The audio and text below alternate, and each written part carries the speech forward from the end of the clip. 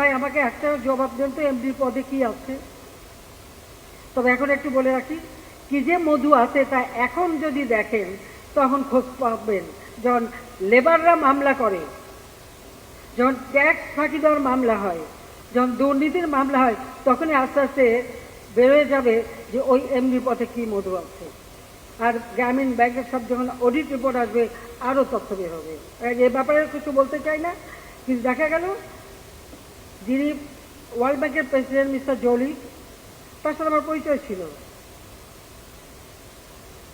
তিনি যেদিন চলে যাবেন, এটা কোনো বোর্ডে পাস হয়নি, কিন্তু যাবা ঠিক যেদিন যাবে সেই দিনই সে পদ্মা সেতু টাকাটা বন্ধ করে দিল। এবং এর জন্য হিলারি ক্লিন্টনেরই নাকি নির্দেশ ছিল যেটা বন্ধ করে দিতে হবে। কেন এমনি পদে থাকতে পারলো না? টাকা বন্ধ করার সাথে সাথে আবার অন্য অন্য যারা দাতা সংস্থা একে একে দেখি সবাই বন্ধ করে দিল। আমি বিশ্বের অনেক নেতাদের সাথে কথা বলেছিলাম, তো সকলেই ধারণা যে ওয়ার্ল্ড ব্যাংক ছাড়া বোধহয় এই ধরনের সেতু করা যাবে না। তাহলে কেন যাবে না? ওয়ার্ল্ড ব্যাংক না থাকলে পারা যাবে না। আমরা পারা যাবে না কেন? আমরা নিজে করতে পারবো না কেন? আমি যখন চোগামে গেলাম, আমাদের এই সাউথ ইস্ট এশিয়ান অনেক নেতাদের সাথে কথা হলো। একমাত্র মালয়েশিয়ার প্রেসিডেন্ট ডক্টর রাজ্জাক বললেন যে ঠিক আছে, আপনার সেতুটা আমি করে দেবো।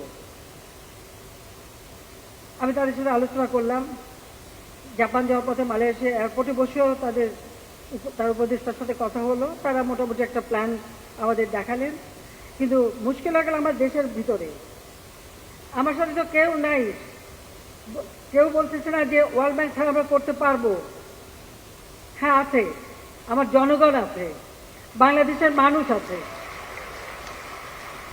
শুধু বাংলাদেশের মানুষ আছে, আমাদের দেশের যারা এখন বুদ্ধিজীবী, জ্ঞানী, গুণী, প্রত্যেকেই বলে এটা করা সম্ভব না। আমি বলছি আমরা করব। বলে টাকা কোথেকে আসবে? আমরা 17 কোটি মানুষ, টাকা এসে যাবে। আমরা তো একদিনে সব টাকা খরচ করব না, যে টাকাই লাগুক আমরা আস্তে আস্তে করবো, কিন্তু আমরা করব এবং আমি নিজের টাকায় করব।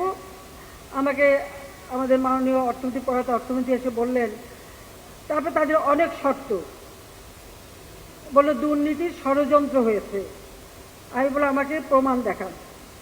এই প্রমাণ আর দেখাতে পারে না।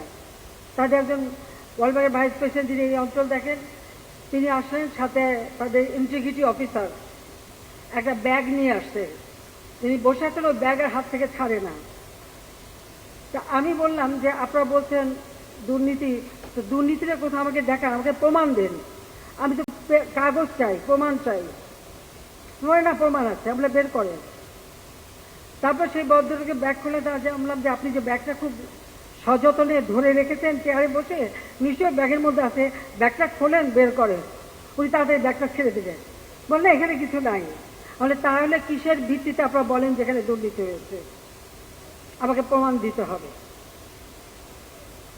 ওয়ার্ল্ড ব্যাংকে আমার ইন্টিগ্রিটি অফিসার হিসেবে আমাদের ডক্টর মশিউর রহমান সাহেব, ওনাকে আমি বললাম ওদের সামনে আপনারা চিঠি লেখেন, ওয়ার্ল্ড ব্যাংকে অফিসিয়ালি চিঠি লেখেন যে আমাকে প্রমাণ পাঠান।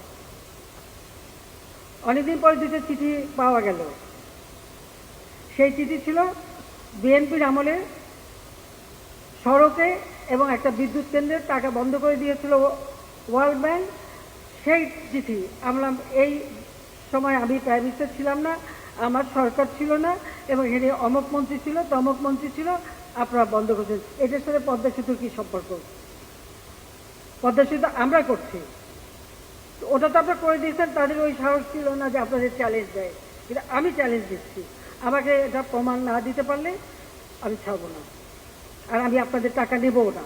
তখন বলো কি মন্ত্রীকে জেলে দিতে হবে, বশির রহমান সাহেবকে জেলে দিতে হবে, মামলা করতে হবে। আমি কিসের ভিত্তিতে মামলা? আমাকে দেখেন কোন অভিযোগে মামলা। বারবার তাদের সাথে কিন্তু এই কথা চলছে। যাক, আমাদের একদিন আমাদের মাননীয় অর্থমন্ত্রী এবং উপদেষ্টা এসে আমাকে বললেন যে ওরা এই শর্ত দিচ্ছে, এটা মানলে পরে টাকা দেবে। আমি বললাম যে ওদের টাকা আমি নেব না।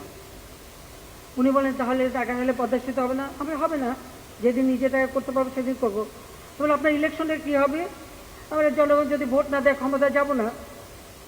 সেই জন্য আমার নিজের আত্মসম্মান বিক্রি করে, দেশের মানুষের আত্মসম্মান বিক্রি করে তাদের শর্ত নিয়ে আমাকে টাকা দিতে হবে নাকি? বলে আপনি ইলেকশনে আমরা জিততাম না, আসলাম না, কিছু আসে যায় না, গ্যাস বিক্রি করলে আসিনি, আবার কি আসে যায়? ঠিক সেভাবে আমি করবো না।